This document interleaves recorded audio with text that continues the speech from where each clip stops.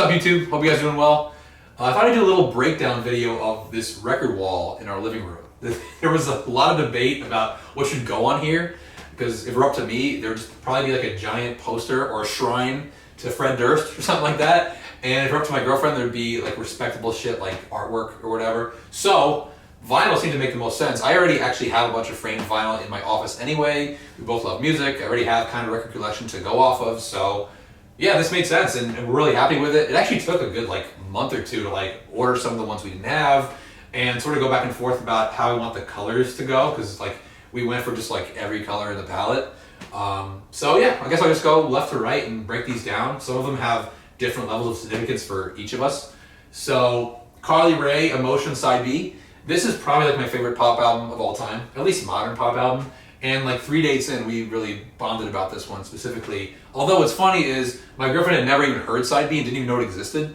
So I suggested Emotion, just the original one, because we both knew it. But then when she saw these colors, she was like, oh, we gotta have that one. I actually was really into this in 2016 because it wasn't really a B-sides album. She released it a year later, so it had its own hits and its own singles. So yeah, that one was kind of a no-brainer. Here we have Gorillaz Plastic Beach. What's interesting is, I freaking love this album. It's definitely the best Gorillaz album, but I suggested it mostly just because I thought some orange would go well on this wall, and there's no fucking orange on this. But when we found out the vinyl was this color, it still kind of looked cool. So who doesn't love Gorillaz?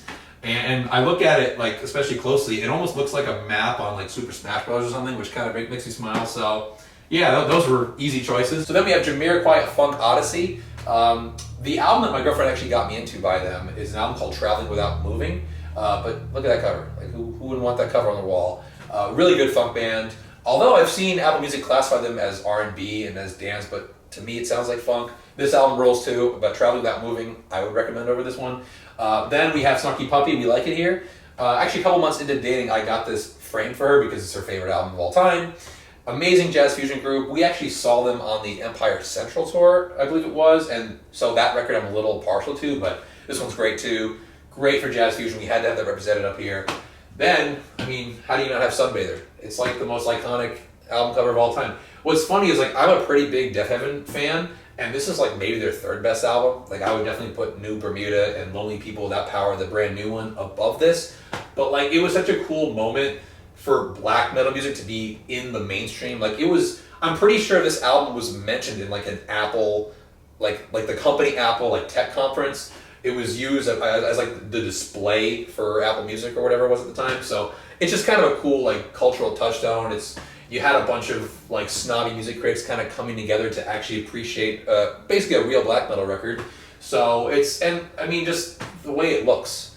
She's heard 3 notes on this album, fucking hates it, but it just looks so cool. So then below that, Trivium in the Court of the Dragon. This was kind of the easiest one to choose. There's a bunch of cool Trivium album artwork, but this is a real painting that's hanging in a museum, and it's just all they did was I think they gave the artist just the title track, and he painted this real masterpiece of a painting. So this one had to be dead center. We both actually agreed on it. We both love this album and this band. Then we have Porter Robinson, Worlds. This is an interesting one because personally I think Nurture is the best album artwork. My girlfriend didn't get into Porter until actually last year he put out a more singer-songwriter-y record called Smile. She got really into that and then went back and then found this album, which this was the album that kickstarted my entire dance music journey. This was back in, I believe 2014 it came out. This was it, and Porter is my favorite EDM artist of all time. Although he's kind of morphed beyond that, you could probably call him electronic or maybe a dance artist. So Worlds was an easy pick, although I still think Nurture could make an appearance up here someday. Then below that we have Tame Impala's Slow Rush. We're both massive Tame Impala fans. This cover does such a good job of encapsulating the actual sound of the album. Some of these are kind of disconnected. Sunbather is almost ironically disconnected. It sounds nothing like the way it looks. But this one, it's very dreamy. It's very psychedelic album, and I don't really even know. Do you know? I don't even know what's going on in this record, but it looks cool. And in my opinion, it's their best album. Some people really like that crunchy sort of alt rock early Tame Impala stuff, like Lonerism era. But to me, they've just gotten better and better. And it, not to mention, it adds a nice dose of red to this wall, which has a lot of blue. So this was like a nice little contrast. Then we have A Day to Remember, What Separates Me From You. Literal like top 5 albums of all time for me actually is Common Courtesy, the one that came out after this. That's like a goated album for me, but this is the better cover. I love the sort of heavy-handed symbolism of the cover. And honestly, it's a record that got so much hate when it came out and has aged phenomenally. Like, it's just a tight 10 tracks. It's their softest but second best album ever. So that one was actually a pretty easy choice for me. This one's interesting. Dream Theater Octavarium. People think that Dream Theater has like the worst album covers ever. I'm completely the opposite. I love their album covers. This totally transports me. I mean, in 2025, it just looks like something that AI made. But in 2005, it was fucking cool. And we saw them earlier this year. And what's funny is Octavarium is the album that got me into them and in effect got me into progressive metal. But I had never really like dove into the title track, which is like a 25-minute epic on the end of the record. I'm assuming on the vinyl it has its own side. I don't even know. But I had never actually dove into that, but they were going to be playing it. So I finally really gave it like more than just the once over, and it's like my favorite prog metal song of all time now. It's amazing. There's a couple of clunkers in the middle of this album, and I don't even care because that 25 minutes is like musical perfection, and seeing it live was amazing. So this is definitely a Ryan pick on here. Then, Good Kid, Mad City by Kendrick, favorite hip-hop album of all time, not even close. This actually was a gift from a client a couple years ago that I already had on my nightstand, so I was like, alright, this makes sense. Just front to back, perfect album. And then Outkast ATLiens, I already had this in my collection.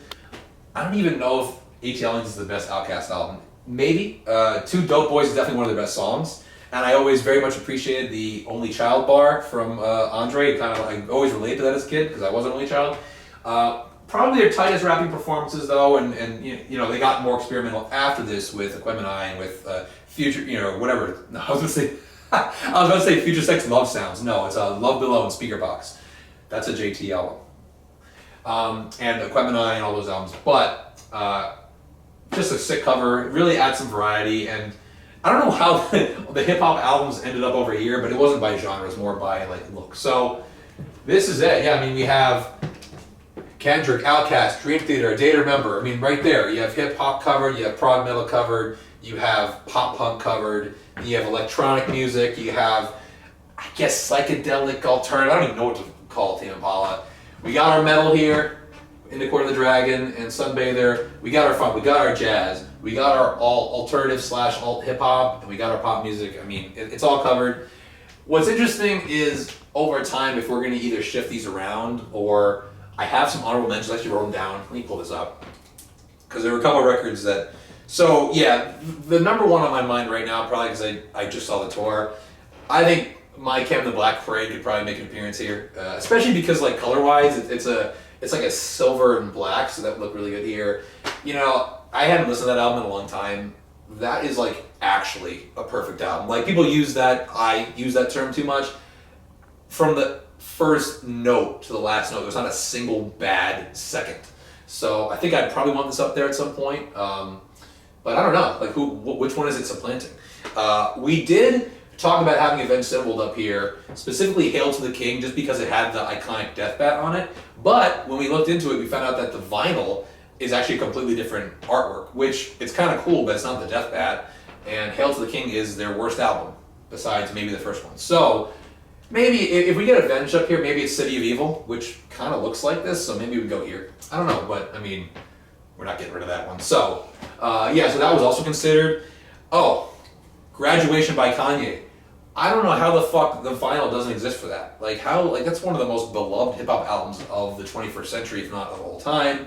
There's no vinyl for it, so that would have definitely been up here. That's like a really iconic cover.